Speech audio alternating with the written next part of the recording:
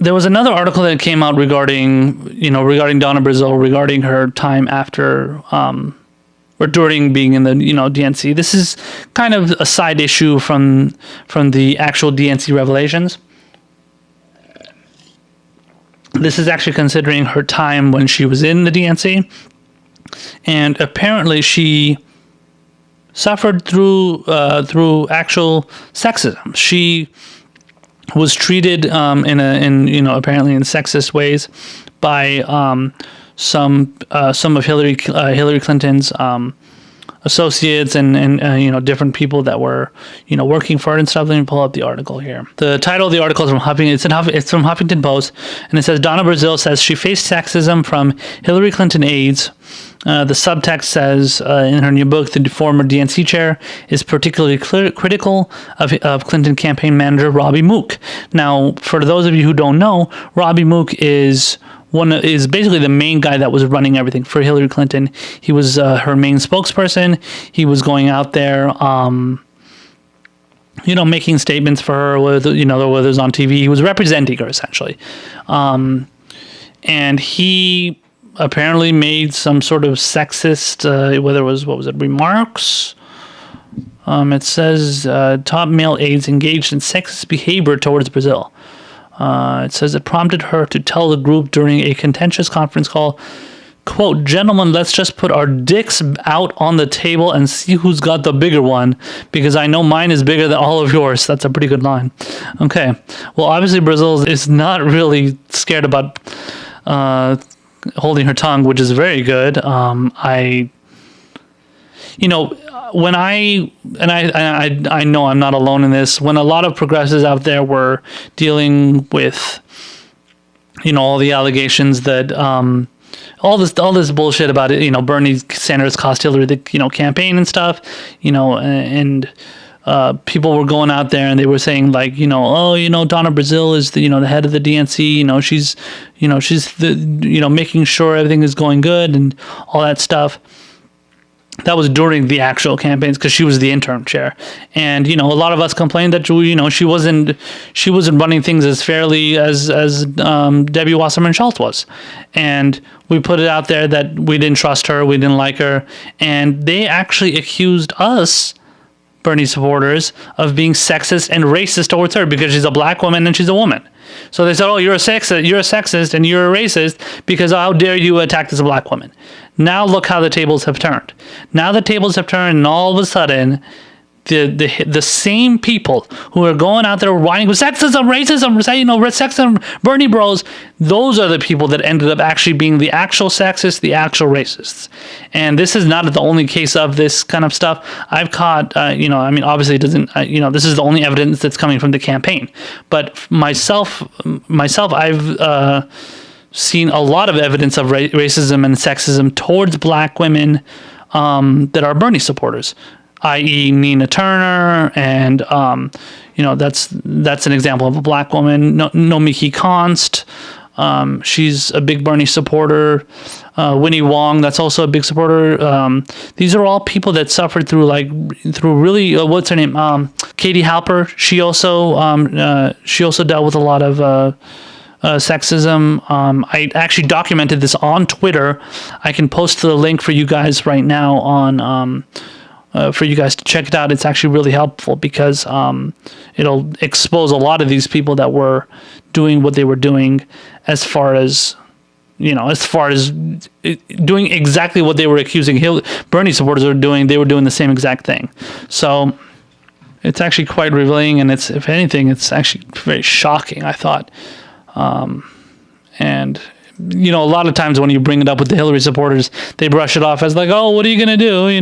Those are just, a couple of examples that, oh, who cares? Let's not even focus on it because that doesn't mean anything. And obviously it makes them look bad. So they want to act like it never even happened. And this, I actually made it I set it up as a moment. It's this setting on Twitter where you can document things all in, one shot so everybody can see it line by line. And here's the link. And this actually got shadow banned on Twitter, and people weren't able to view it, which was ridiculous. And I mean, I don't know, I mean, these days Twitter is getting really, really weird with their censorship, the lack of real free speech on Twitter. I know it's a private company. It's not the fucking government. I get it.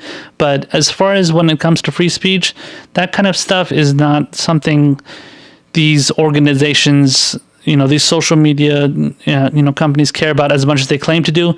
And the government is trying to make them censor their platforms much more than they do.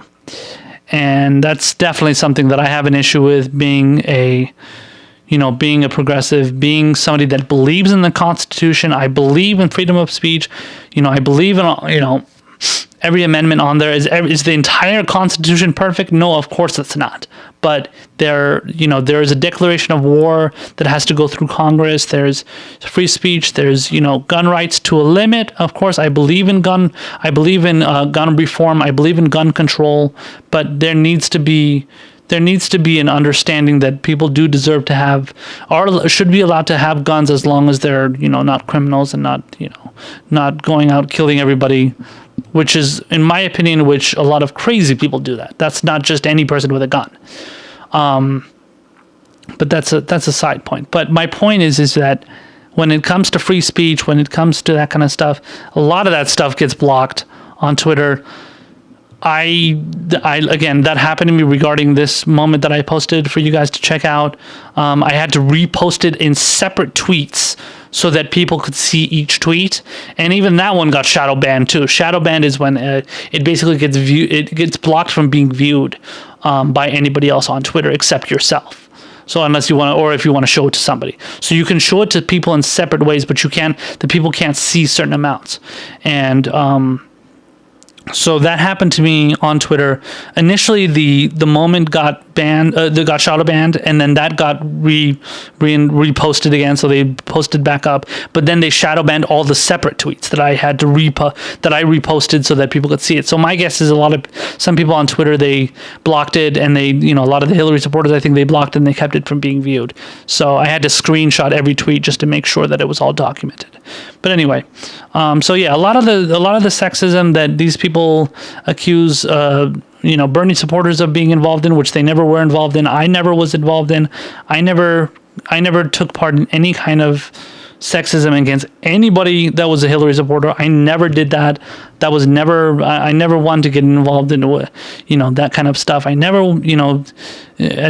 as far as expletives go, yeah, I'm using expletives. I curse all the time, when I'm debating people on Twitter, whether I'm debating on people on Facebook. I'm going to cuss on this show. That kind of shit happens all the time. But as far as going around and using sexist language against women, that's not something I ever got involved in. I never said that a woman doesn't deserve to be in office. I voted for Jill Stein. So how the fuck am I going to be a sexist if I voted for a woman? That's the one thing that these people don't explain. I support Elizabeth Warren. I support Nina Turner. I support Nomiki Konst, like I said before, Katie Halper, all these Bernie supporters, but they call people like me Bernie bro, because I just happen to support Bernie Sanders, who's a white man. But then Bill Clinton is a white man too. Hillary Clinton is a white woman, but just because she's a woman, she gets to use that card. So Bernie Sanders is also a Jew. Should he be able to use the Jewish card? Can he go out there and say, because my family was killed in the Holocaust, that means you should not be able to attack me?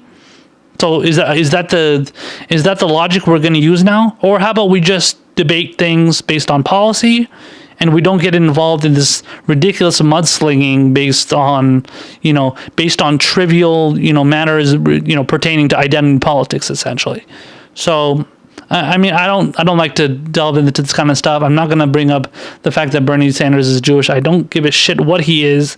I care about his policies. I do not agree with all of his policies, but the reason I support him is because of his policies.